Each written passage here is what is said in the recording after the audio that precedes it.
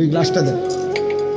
নবী সাল্লাল্লাহু আলাইহি সাল্লাম এরকম গ্লাসে যখন পানি পান করতেন তো 3 ঢোকে মানে 3 নিঃশ্বাসে পানি পান করতেন। প্রতিটা নিঃশ্বাস তিনি এই গ্লাসের ভিতরে ফেলতেন না, বাহিরে নিঃশ্বাস ফেলতেন।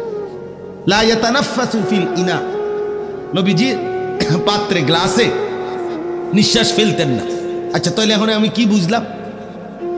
আমি বুঝলাম এটা যে নিঃশ্বাসটা আমি কেমনে ফেলমু এইটা পর্যন্ত আমার রাসূলের সুন্নাত, এখানে পর্যন্ত আমার নবীর অনুসরণ আমার জন্য সুন্নাত, আমার জন্য দরকার। এই জন্য এই ছোট্ট বিষয় একেবারে নিঃশ্বাসটা পর্যন্ত জীবনের সব কিছুর থেকে আল্লাহ নবীর থেকে নিদর্শন নেওয়া, দিক নির্দেশনা নেওয়া, এটা আমাদের দায়িত্ব। তাহলে এই মেরাজের এই ঘটনা আমি তো এক কথায় বললাম, ছোট্ট কথা, আপনারাও শুনছেন, আপনারা জানেনও, আমাদের জন্য শিক্ষা কি, আমরা কি নিলাম? অনেক কথা, আমি শুধু মোটা দাগের 2টা কথা বলতে চাই। 1 নম্বর কথা হলো আল্লাহ তাআলা নবী সাল্লাল্লাহু আলাইহি সাল্লামকে যেই প্রেক্ষাপটে মেরাজে নিছেন ওই কথাটা বুঝাটা হলো এই, আমাদের প্রিয় নবী সাল্লাল্লাহু আলাইহি সাল্লাম কেন আল্লাহ ওনাকে মেরাজে নিলেন, এত মর্যাদা কেন দিলেন? আমাদের নবী সাল্লাল্লাহু আলাইহি সাল্লাম 40 বছর বয়সে যখন ইসলামের দাওয়াত শুরু করলেন, এই সেদিন থেকে বিরোধিতা শুরু হয়েছে। প্রথম দিনেই কি করছে? বিরোধিতা করছে। আবু লাহাব নবীজিকে মন্দ বলছে, এই বিরোধিতার সূচনাকারী। এরপরে একটানা 10 বছর 40 থেকে 50 নবীজির এই 10টি বছর মক্কার জমিনে দিবানিশি কালেমার দাওয়াত দিছেন। আর এই মক্কার কুরাইশরা, কাফেররা প্রতিনিয়ত আমাদের নবী সাল্লাল্লাহু আলাইহি সাল্লামের বিরোধিতা করছেন, ওনার বিরুদ্ধে ষড়যন্ত্র করছেন, ওনাকে অকথ্য গালিগালাজ, শারীরিক নির্যাতন, ওনার সাহাবীদের উপরে জুলুম নির্যাতন প্রতি কদম কদম বাধাগ্রস্ত করছেন। নবী সাল্লাল্লাহু আলাইহি সাল্লাম একদিনের জন্য থামেন নাই। তিনি তার মিশন, আমি সংক্ষেপে বলতেছি, কাজ করে গেছেন। 10ম বছর আইসা নবুয়তের 10তম বছর, মানে নবীজির বয়স তখন 50। 40 বছর বয়সে শুরু করলে তো 10 বছর পরে কত? কথা বলেন।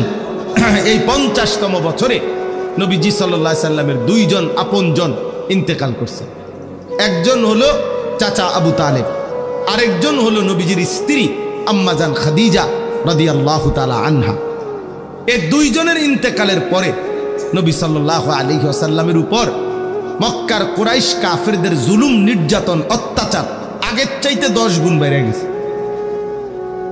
এইবার আল্লাহর নবী সাল্লাল্লাহু আলাইহি সাল্লাম 11তম বছর, নবীজির বয়স তখন 51।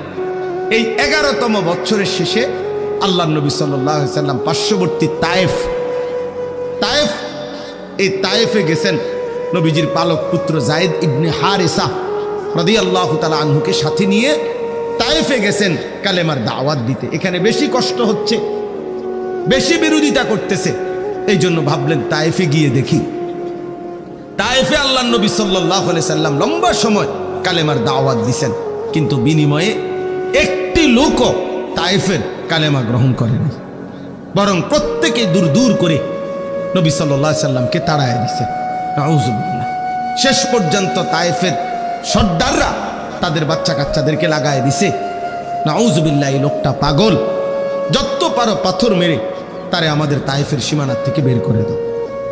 ছেলেরা অজরে পাথর মারছে, পাথর মারতে মারতে আল্লাহর নবী সাল্লাল্লাহু আলাইহি সাল্লাম পাথরের আঘাতে রক্তাক্ত হয়ে তায়েফের ময়দান থেকে বের হয়ে গেছেন। তায়েফের সীমানার থেকে যখন বের হইছে, এত বেশি পাথরের আঘাত, আল্লাহর কসম বাফ, আল্লাহর নবী সাল্লাল্লাহু আলাইহি সাল্লাম হযরত যায়েদ বলেন, নবীজির পবিত্র জুতা মুবারক এবং পায়ের তালু রক্তে জমাট বাইদা এভাবে আটকায় গেছে যে আমি জুতা খুলতে পারতেছি না। হযরত যায়েদ বলেন, আমি আমার শরীরের মধ্যে নবীকে জড়ায়া ধইরা নবীজির রক্ত মুবারক আমার গায়ে মাখতে লাগলাম, আর আমি চোখের পানি ফেলতেছিলাম যে ইয়া রাসূলুল্লাহ, ওই জাতির কি হবে যে জাতি তাদের নবীকে এইভাবে রক্ত ঝরিয়েছে, এইভাবে রক্ত ঝরিয়েছে। আল্লাহ নবী সাল্লাল্লাহু আলাইহি সাল্লাম এই রক্ত মাখা দেহ নিয়ে তায়েফের সীমানা থেকে বের হয়ে নাখলা একটি জায়গায়, একটি খেজুর এবং আঙ্গুরের বাগানে আশ্রয় নিছে। এইখানে আশ্রয় নিয়া আল্লাহ নবী সাল্লাল্লাহু আলাইহি ওয়াসাল্লাম যখন রক্ত মাখাই দেহ নিয়ে বসছেন, তখন নবী সাল্লাল্লাহু আলাইহি ওয়াসাল্লাম রাত্রি গভীরে ওই দিন এই রক্তাক্ত দেহ শরীর নিয়ে রাত্রিবেলা খুব কাঁদছেন নবীজি। কিতাবের মধ্যে আছে কাঁদতে কাঁদতে নবী আল্লাহ তাআলার কাছে দোয়া করছেন, লম্বা একটা দোয়া করছেন। অনেক বড় দোয়া আছে হাদিসের কিতাবে। এই দোয়ার মধ্যে একটা কথা আছে, আল্লাহ নবী সাল্লাল্লাহু আলাইহি সাল্লাম চোখের পানি ফেলতে ফেলতে মনের আবেগে আল্লাহ পাককে বললেন, ইলা মান তাকিলনি, আয় মাওলা কার কাছে আমারে পাঠাইলেন, কার কাছে পাঠাইলেন? এ কেমন উম্মতের কাছে পাঠাইলেন যে তাদের নবীকে এইভাবে পাথর মারে? আমি তাদেরকে আপনার দিকে ডাকলাম আর তারা আমার এইভাবে পাথর মারলো, এইভাবে পাথর মারলো। আল্লাহ নবী সাল্লাল্লাহু আলাইহি সাল্লাম বললেন, মাওলা আমারে কি কোনো অপরিচিত লোকদের কাছে পাঠাইলেন? আমার উম্মতের কাছে না, নাকি অন্যের কাছে পাঠাইলেন? আবার বললেন, মাওলা আমারে কি কোনো দুশমনের কাছে পাঠাইলেন, যাদের উপরে আমার কোনো ক্ষমতাই কার্যকর হলো না, আমার কোনো কথাই প্রভাব ফেললো না? এরকম অনেক কথা বলছেন নবীজি, লম্বা মনের আবেগ এগুলো বলছে। মজার একটা কথা শুনেন, আমার এটা বলার উদ্দেশ্য হলো শিক্ষণীয় একটা বিষয় আমাদের জন্য, যে এই কথাগুলো বলে, ওই যে আমি একটা কথা বলছি যে আমরা বলেই যাব, আল্লাহর কথা বলেই যাব, আমরা বিদআতের বিরুদ্ধে বলেই যাব, আমরা গুমরাহির বিরুদ্ধে বলেই যাব। এই যে একটা কথা আছে, এইখানে নবীজি একটা কথা বলছে রাত্রি গভীরে, মাওলা আমি আপনার কাছে আমার মনের আবেগে এগুলো বললাম, তবে আমার একটা কথা মাওলা, আপনার কাছে আমি শুধু এতটুকু আবদার করি, ইনলাম তাকুন আলাইয়া গাদাবুন ফালা উবালি।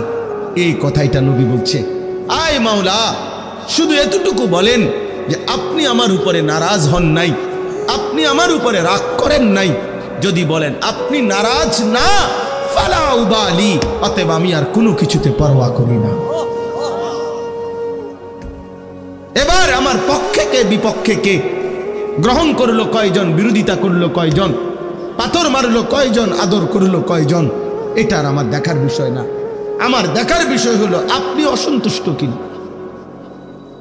যদি বলেন আপনি অসন্তুষ্ট না, ফালা উবালি, আমি আর কোনো পরোয়া করি না। আপনি খুশি, আমার চলবে, আপনি রাজি থাকলেই চলবে। আল্লাহ তাআলা গ্রহণ করা এটা বড় বিষয়। করলাম তো অনেক কিছু, বানাইলাম তো অনেক কিছু, কিন্তু মহান আল্লাহ পাক রব্বুল আলামিন গ্রহণ করলেন না, কবুল করলেন না, তত লাভ হলো না।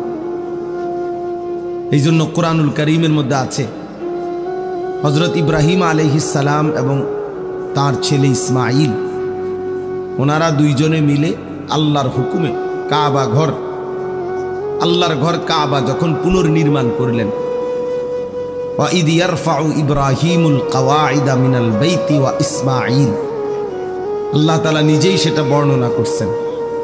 ইব্রাহিম এবং ইসমাঈল আল্লাহর ঘর কাবা পুনরায় তৈরি করলেন আল্লাহরই হুকুমে। সমস্ত কার্যক্রমটা আল্লাহর হুকুমে, আল্লাহ পাক দিক নির্দেশনা দিয়েছেন। জিব্রাইলের উপস্থিতিতে কাবা ঘর পুনর্নির্মাণ করছেন। তো এরপরে যখন কাজটা শেষ হয়েছে, আল্লাহর ঘর নির্মাণ, তখন কোরআনে আছে যে ইব্রাহিম আলাইহিস সালাম আল্লাহ তাআলার কাছে দোয়া করছে। এই দোয়ার মধ্যে বলছেন, রব্বানা তাকাব্বাল মিন্না ইন্নাকা আনতাস সামিউল আলিম। এই কথাটা বলতে চাচ্ছি। ইব্রাহিম আলাইহিস সালাম বললেন, আল্লাহ আপনি আমাদের এই খেদমতটুকু কবুল করে নেন। রব্বানা তাকাব্বাল মিন্না, আপনি কবুল করে নেন। এই যে কথাইটা, এটা হলো বড় বিষয়, যে আল্লাহ আপনি আমাদের এই আপনার ঘর নির্মাণের এত বড় মহান খেদমত। তো খেদমত তো অনেক বড়, ঠিক আছে বুঝলাম, কিন্তু আপনি গ্রহণ করলেন কিনা সেটা হলো দেখার বিষয়। এই জন্য আল্লাহর কাছে আলাদাভাবে দোয়া চাইছে, আল্লাহ আমাদের এই খেদমতটুকু তাকাব্বাল, আপনি গ্রহণ করেন, আপনি গ্রহণ করেন। এই জন্য আমরা প্রত্যেকেই নিজেদের সমস্ত নেক আমলের ক্ষেত্রে আল্লাহ তাআলার কাছে দোয়া করা বেশি বেশি, যে আল্লাহ আপনি গ্রহণ করেন, আপনি কবুল করে নেন। এটা মুমিনের জন্য, ইমানদারের জন্য বড় বেশি জরুরি। খুব বেশি পরিচিতি অপরিচিতি এটা কোনো বিষয় না।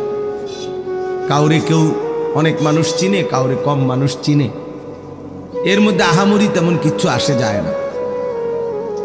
একজন মনে করেন 10,000 মানুষের সামনে বয়ান করলো, আরেকজন 10 জনের সামনে, কোনোটাই সফলতা ব্যর্থতার কিছু নেই। 10,000 শ্রোতা হইলে উনি সফল, 10 জন হলে উনি ব্যর্থ, এমন কিছু না। কোরআন সুন্নাহ ইসলামের দৃষ্টিতে এটা কোনো বিষয় না। ইসলামের দৃষ্টিতে মূল বিষয় হলো আল্লাহ তাআলা গ্রহণ করা, আল্লাহ তাআলা কবুল করা। 10,000 মানুষ 10 লাখ মানুষের সামনে বলল, কিন্তু মহান আল্লাহ পাক কবুল করলেন না, তো কোনো লাভ নেই। আবার 10 জনকে বলছে, একজনকে বলছে, আল্লাহ তাআলা গ্রহণ করে নিয়েছেন, সেটা বহুতই দাম, সেটা বহুতই উঁচা খেদমত। এই জন্য পরিচিতি অপরিচিতি জনপ্রিয়তা এগুলো কোনো বিষয় না, বিষয় হলো আল্লাহ তাআলা গ্রহণ করা। কোরআন শরীফে মনে করেন 25 জন নবী রাসূলের নাম আছে, 25 জন। কতজন? তো নবী রাসূল কি মোট 25 জন? তো বাকিদের নাম? পৃথিবীর অন্যান্য কিতাবের মধ্যেও এই নবীদের নাম নাই, আরো নাই তো শতখানিক মিলাইলেও কষ্ট হবে। সব মিলাইয়া 100-200 নবীর নাম খুঁজে বের করা কঠিন হবে। তো মনে করেন 100 নাহলে 200-300 পাইল নাম, তো নবী রাসূল কি 300? তো 1,24,000, 2,24,000 নবী রাসূল, কিংবা তার চাইতে বেশি কম হতে পারে। তো এই লক্ষের চাইতে বেশি নবী এবং রাসূলের নাম পৃথিবীর কারো কাছে জানা নাই, কোনো কিতাবে নাই, উল্লেখ নাই। তো ওনারা ব্যর্থ, কি বলেন? এইটা আমি বুঝাইতে চাই, এটা কোনো বিষয় না। আল্লাহ তাআলা নবী সাল্লাল্লাহু আলাইহি সাল্লামকে হজ করতে বলছেন। তো নবীজি যখন হজ করছেন 10ম হিজরিতে বিদায় হজ, 1.25 লক্ষ সাহাবীর সামনে বিদায় হজ্জে এরকম ভাষণ দিয়েছেন আরাফাতের ময়দান। 1.25 লাখ কত? 1,25,000। তো পৃথিবীর কোন কিতাবে 10,000 সাহাবীর নামও নাই, 5,000 সাহাবীর নামও নাই, একেবারে বাড়ি চালান দিয়েও পাওয়া যাবে না। বুঝছেন নাই কথা? পাওয়া যাবে না। তাইলে অল্প কিছু সাহাবীর নামই আছে কিতাবের মধ্যে, তাহলে এই লক্ষের চাইতে বেশি সাহাবী যাদের নাম পৃথিবীর কোনো কিতাবে নাই, কেউ জানে না, তো ওনারা সবাই ব্যর্থ, এই কথাটা বুঝতেছে। এই জন্য আমাদের জীবনের কর্তব্য হলো আমরা এই কথা দিল থেকে ভাবা যে আল্লাহ গ্রহণ করা, আল্লাহ গ্রহণ করা, আল্লাহ গ্রহণ করা। আল্লাহ তাআলা যেন নারাজ না হয়, আল্লাহ যেন সন্তুষ্ট হয়, এটা বড় বিষয়। কোরআনুল কারীমের মধ্যে আছে, আল্লাহ তাআলা বলেন ওয়ারিদওয়ানুম মিনাল্লাহি আকবার। ভাই, যে কোনো লোক ঢুকতে যদি সবাই তাকায়, আপনারা যারা দেখতেছেন, তো এটা তো আপনি শেষ হইতো না। মনে করেন একজন একজন করে লোক ঢুকবো, আপনি চাইয়া থাকবেন, তো তাইলে লাভ হইল কি? তো একবারে রাস্তার যেয়ে দেখেন, যারা এখান থেকে কষ্ট করে দেখতেতে রাস্তা, ওই লোকগুলা, আপনাদের তো কষ্ট হচ্ছে, আপনারা কষ্ট করে উঠে রোডে গিয়া চান কেডা কেডা, তাহলে ভালো বুঝবে। তো আল্লাহ তাআলা বলেন ওয়ারিদওয়ানুম মিনাল্লাহি আকবার, এই যে কোরআনের আয়াত, আল্লাহ তাআলা বলেন আল্লাহর সন্তুষ্টি এটাই হচ্ছে আকবার, সবচেয়ে বড় বিষয়। তাহলে সবচেয়ে বড় বিষয় কি? আল্লাহ পাকের, বলেন না, আল্লাহ পাকের সন্তুষ্টি, সন্তুষ্টি, আল্লাহর সন্তুষ্টি। হাদিসের মধ্যে আছে নবী সাল্লাল্লাহু আলাইহি সাল্লাম দোয়া করতেন, যেটা আপনারা শুনছেন, বহু রমজান মাস পুরাটা নবী দোয়া করতেন, আল্লাহুম্মা ইন্নী আসআলুকা রিদাকা ওয়াল জান্নাহ ওয়া আউযু বিকা মিন গাদাবিকা ওয়া মিনান নার। আয় আল্লাহ, আমি আপনার কাছে আপনার সন্তুষ্টি এবং জান্নাত চাই, এবং আপনার অসন্তুষ্টি এবং জাহান্নাম থেকে পানাহ চাই। তাহলে নবী সাল্লাল্লাহু আলাইহি সাল্লাম আল্লাহ তাআলার সন্তুষ্টি চাইতেন, রিদাকা, রিদা, সন্তুষ্টি। কোরআন শরীফে আছে আল্লাহ তাআলা হাসরের ময়দানে নেককার, ইমানদার, প্রিয় বান্দা যারা, পবিত্র আত্মার অধিকারী তাদেরকে ডাক দিবেন, ইয়া আইয়াতুহান নাফসুল মুতমাইন্নাহ, হে আমার পবিত্র আত্মার অধিকারী বান্দাগণ, ইরজিই ইলা রাব্বিক, তোমরা তোমাদের রব মহান আল্লাহ পাকের কাছে ফিরে আসো। কোন অবস্থায়? রাদিয়াতাম মারদিয়া, এই অবস্থায় যে তোমরা আল্লাহর উপরে রাজি, আল্লাহও তোমাদের উপরে রাজি। তাইলে মুমিনের সবচেয়ে বড় সৌভাগ্য যেদিন আল্লাহ তাকে বলবে রাদিয়াতাম মারদিয়া, যেদিন আল্লাহ বলবে বান্দা আজ তুমিও আমার উপরে রাজি, আমিও তোমার উপরে রাজি। এটাই তার জীবনের সবচেয়ে বড় পাওয়া, এটাই তার জীবনের সবচেয়ে বড় পাওয়া, যে আল্লাহ তাআলার সন্তুষ্টি ঘোষণা হওয়া, সন্তুষ্টি ঘোষণা হওয়া। এই জন্য বাপ মহান আল্লাহ পাকের কাছে জীবনের ছোট বড় আমল কবুল হওয়া, এটা বড় বিষয়, এটা বড় বিষয়, এটা বড় বিষয়। আল্লাহ তাআলা আমাদের প্রত্যেককে আমাদের জিন্দেগীর সমস্ত নেক আমল আল্লাহ তাআলা যেন কবুল করে নেয়, বলেন আমিন। এই নামাজ পড়েন, রোজা রাখেন, দান সাদকা করেন, জিকির করেন, তেলাওয়াত করেন, আল্লাহর কথা বলেন, শুনেন, এই সব কিছুর মধ্যে মূল মাকসাদ আল্লাহ যেন গ্রহণ করে। দুইটি জিনিস ইবাদত কবুল হওয়ার জন্য বাধ্যতামূলক, জরুরি, লাজেম, এই দুই জিনিস থাকতেই হবে। এক নাম্বার হলো আমলটি কোরআন সুন্নাহর আলোকে বিশুদ্ধ হওয়া। আমল করছেন, নামাজ পড়ছেন, ঠিক আছে, আপনিও মনে করছেন নামাজ, আমিও দেখছি আপনি নামাজ পড়ছেন, কিন্তু সূরা কেরাত অশুদ্ধ, ফরজ গোসল আদায় হয় নাই, ওযু সুন্নাত মোতাবেক হয় নাই, রুকু সেজদা ঠিক মতো হয় নাই, আপনি আত্তাহিয়াতু তাশাহুদ ঠিক মতো পড়েন নাই, পারেন না, অশুদ্ধ। তাহলে বাহ্যিক দৃষ্টিতে যদিও দেখা গেছে আপনি নামাজ পড়ছেন, কিন্তু সেটা আসমানওয়ালা রবের কাছে পৌঁছবে না, কবুল হবে না, কবুল হবে না। অশুদ্ধ ব্যক্তি, অশুদ্ধ নামাজ। নবী সাল্লাল্লাহু আলাইহি সাল্লামের হাদিস আছে, তিলকা সালাতুল মুনাফিক, তিনবার বলছে নবীজি, তিলকা সালাতুল মুনাফিক, তিলকা সালাতুল মুনাফিক, ওই নামাজ মুনাফিকের নামাজ, ওই নামাজ মুনাফিকের নামাজ, ওই নামাজ মুনাফিকের নামাজ। কামা ফানাক্কারা আরবাআন লা ইয়াযকুরুনাল্লাহা ইল্লা কালিলা, যে ব্যক্তি দাঁড়াইলো আর 4 রাকাত নামাজ পড়লো, কেমন দাঁড়াইলো আর 4টা ঠোকর মারলো, ভালোভাবে আল্লাহর জিকিরগুলো, নামাজের তাসবিহাতগুলো আদায় করলো না, আল্লাহ রসুল বলছে, কসম, হাদিস এটা, যে নবীজি বলছে এটা মুনাফিকের নামাজ, মুনাফিকের নামাজ, মুনাফিকের নামাজ। তাহলে আপনি না ভাবলেন আপনি নামাজ পড়ছেন, কিন্তু শুদ্ধ তো হইল না, শুদ্ধ তো হইল না, তো মুনাফিকের নামাজ হলো। হাদিসের মধ্যে আছে এটা, আল্লাহ নবী, আল্লাহ পাক কোরআনে বলছে মুনাফিকের চিহ্ন, হাদিসেও আছে, কোরআনেও আছে। কোরআন শরীফে আল্লাহ তাআলা বলেন মুনাফিকের প্রথম চিহ্ন কি, কোরআনে আল্লাহ উল্লেখ করছেন, ওয়া ইযা কামু ইলাস সালাতি কামু কুসালা। মুনাফিকের প্রথম চিহ্ন, মুনাফিক তারা যারা নামাজ আদায় যখন করে অলস ভাবে, নামাজ পড়ে না, এটা না, নামাজ পড়ে না তে তো কোনো বাদে, তারে কোনো গণাতে ধরে না কেউ। ইসলামে বেনামাজিরে কোনো গণাতেই ধরে না, এটা কোনো মানুষও না, পায়জামাও না, এটা কোনো প্লাস্টিকও না, এটা কোনো জাতও না, অজাতও না, এটা কিচ্ছুই, পাগলও না, ছাগলও না, এটা বাদ, এটা একেবারে বাদ গেছে। বেনামাজি তার কোনো তুলনা নাই। আমি সবসময় বলি বেনামাজির কোনো তুলনাহীন, তার কোনো মানুষের সাথেও তুলনা নাই, গরু ছাগলের সাথে, কুকুর বিড়ালের সাথে, জন্তু জানোয়ারের সাথেও তার কোনো তুলনা নাই। কারণ তারে যদি মানুষের সাথে তুলনা দেয় হবে না, কারণ মানুষকে আল্লাহ বানাইছে ইবাদতের জন্য, তো সে যেহেতু ইবাদত করে না তো সে মানুষ না। তারে জানোয়ারের সাথেও তুলনা দেওয়া যাবে না, কারণ জানোয়ার প্রতিবাদ করে বলবে আল্লাহ আমার সাথে তারে তুলনা দিল কেন, আমারে তো আপনি সেজদা দিতে বলেন নাই, এই জন্য আমি কুকুর সেজদা দেই নাই, কিন্তু ওরে তো আপনি সেজদা দিতে বলছেন তবুও সে দিচ্ছে না, তো আমার লগে তার বলল কেমনে?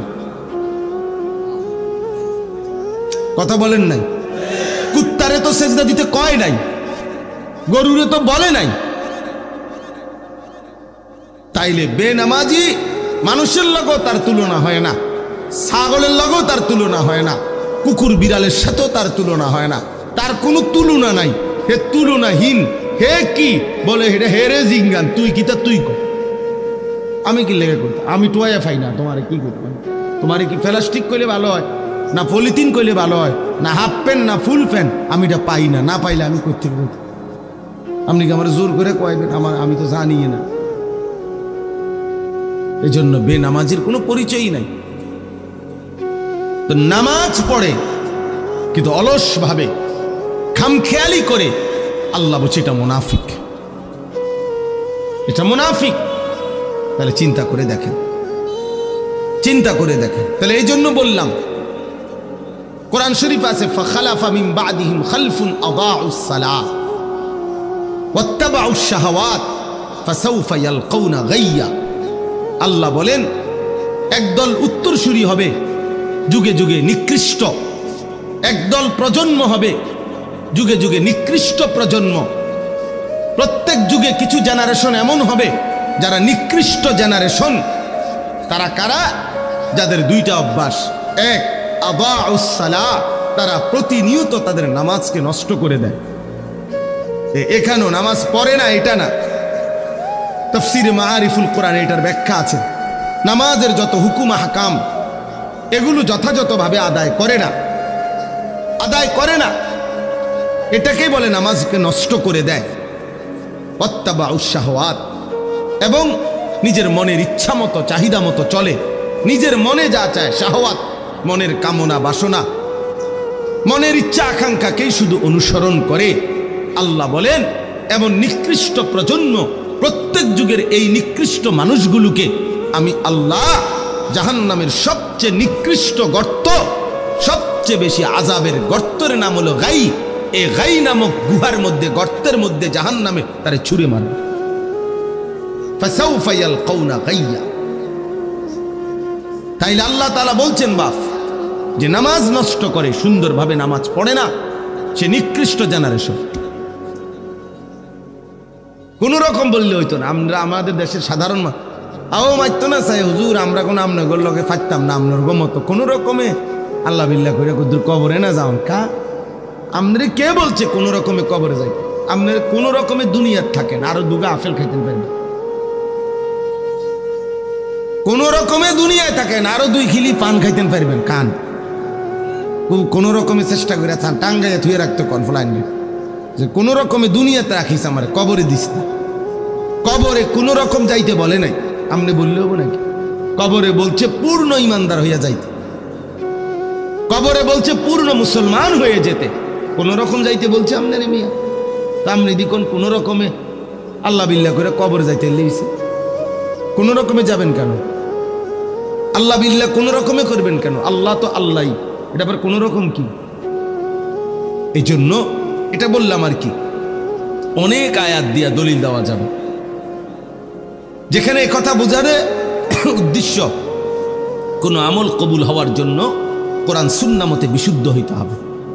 যেমন একটা উদাহরণ দিলাম, নামাজ। অসংখ্য মুসল্লি আপনারা নামাজ পড়েন খামখেয়ালি, ঠিক মতো রুকু সেজদা উজু গোসল হয় না। 4 রাকাত সুন্নত নামাজ পড়ে 1 মিনিটও লাগে না, 1.5 মিনিটও লাগে না।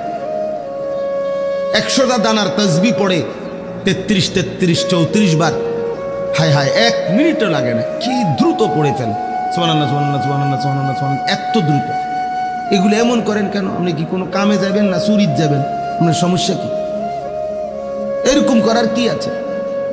বয়স্কদের এই বদভ্যাস বেশি, নওজোয়ান তো তাসবিহ পড়েই না, আর বয়স্ক যেগুলো পড়ে এরা এরকম করে শুধু, মানে 1টা মিনিটের মধ্যে এটারে মনে করে যত দ্রুত শেষ করতে পারবো তত নেকি। না না, যত আস্তে, যত যত্ন করে, যত শুদ্ধ করে, যত ধীরে ধীরে পড়বে তত নেকি বেশি।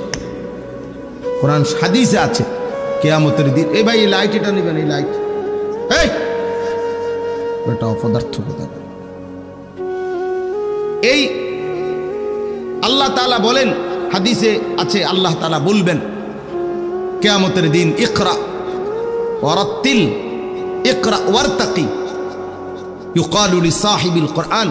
আল্লাহর কোরআন যারা পড়তো নিয়মিত, কোরআন যারা পড়েছে, মুখস্থ করেছে, কোরআন যারা জীবনভর আগলাইয়া রাখছে, তাদেরকে আল্লাহ বলবেন ইকরা ওয়ারতাকি, আমার বান্দা আজ হাসরের মাঠে কোরআন পড়ো আর জান্নাতের উপরের দিকে উঠতে থাকো। তবে ওয়ারাত্তিল কামা কুনতা তুরাত্তিলু ফিদ দুনিয়া, এভাবে পড়ো ধীরে ধীরে, তার তিলের সাথে, যেভাবে তুমি দুনিয়াতে আস্তে আস্তে ধীরে ধীরে সুন্দর করে পড়েছিলে আমারে খুশি করার জন্য, আজ এভাবে পড়ো। তো হাসরের ময়দানেও আল্লাহ চাইবেন কোরআন আস্তে পড়ো, যত্ন করে পড়ো, তার তিলের সাথে পড়ো।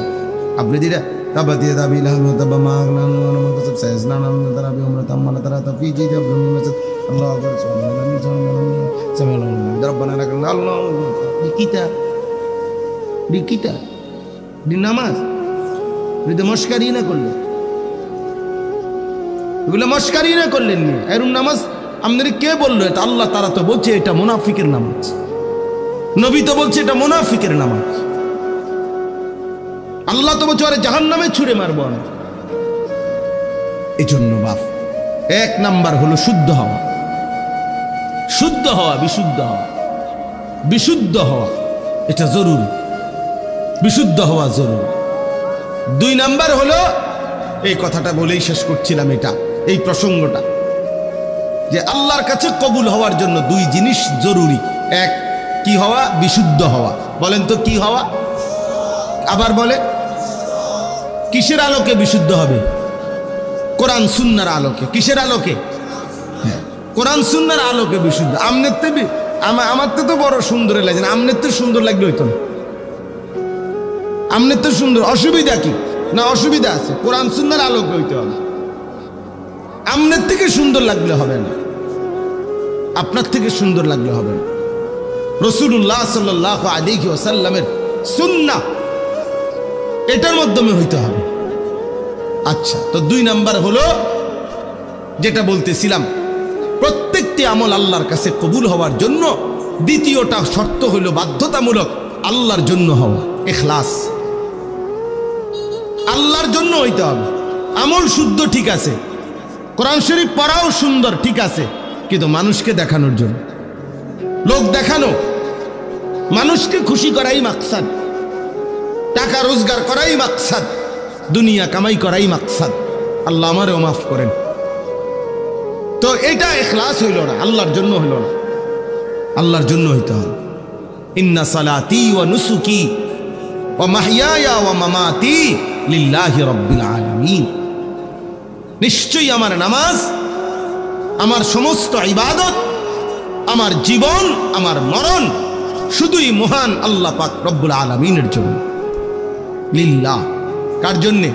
লিল্লাহ, আল্লাহর জন্য, আল্লাহর জন্য। ওয়ালিল্লাহি আলান নাসি হিজ্জুল বাইত মান ইসতাতা ইলাইহি সাবিলা, আল্লাহ নিজে বলছে তোমাদের সামর্থ্যবানদের উপরে আল্লাহর ঘরের হজ আল্লাহর জন্য ফরজ করা হলো, এই আল্লাহর জন্য। কার জন্যে? ওয়ালিল্লাহি, ওয়ালিল্লাহি, আল্লাহর জন্য। নবীজি বলছে মান আহাব্বা লিল্লাহ ওয়া আবগাদা লিল্লাহ ওয়া আ'তা লিল্লাহ ওয়া মানাআ লিল্লাহ, যে আল্লাহর জন্য কাউকে ভালোবাসলো, যে আল্লাহর জন্য কারো বিরোধিতা করলো, যে আল্লাহর জন্য কাউকে কিছু দান করলো, যে আল্লাহর জন্য কাউকে কিছু দিল না গুনার কাজে, যে আমার আল্লাহ নারাজ হবে, আমি এই গুনাহের কাজে তোমাকে দেব না।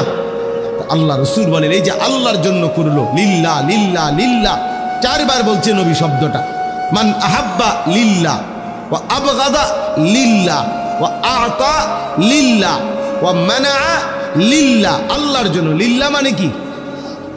ওই যে লিল্লাহ বোর্ডিং কোন এই শব্দটা আর কি, লিল্লাহ, আল্লাহর জন্য। তো আল্লাহর জন্য করলো, ফাকাদ ইস্তাকমালাল ঈমান, নবী সাল্লাল্লাহু আলাইহি সাল্লাম বলেন তার ঈমান পূর্ণ হয়ে গেল, ঈমান পূর্ণ হলো, তার ঈমান পূর্ণ হলো। অতএব এটা জরুরি বিষয়। তাইলে আমি আপনাদের সামনে যেই প্রসঙ্গটা প্রথম শুরু করেছিলাম, কি ছিল ওটা? যে পরিচিতি অপরিচিতি, অনেক মানুষ চিনা অচেনা, এটা কোনো বিষয় না। এটা কি মূল বিষয়? না। মূল বিষয় কি? আল্লাহ গ্রহণ করা, আল্লাহর কাছে কি হওয়া বলেন না? কবুল হওয়া। আল্লাহর কাছে কি হওয়া বলেন? কবুল।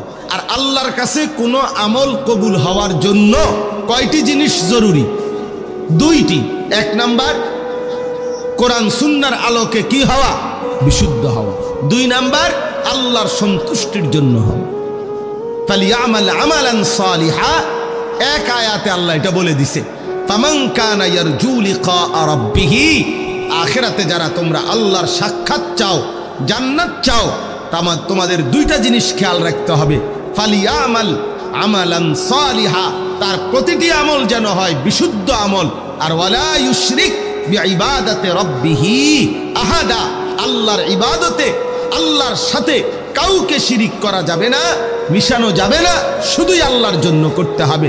আল্লাহ বলেন এই দুই জিনিস ঠিক করে আইবা। এক, বিশুদ্ধ আমল।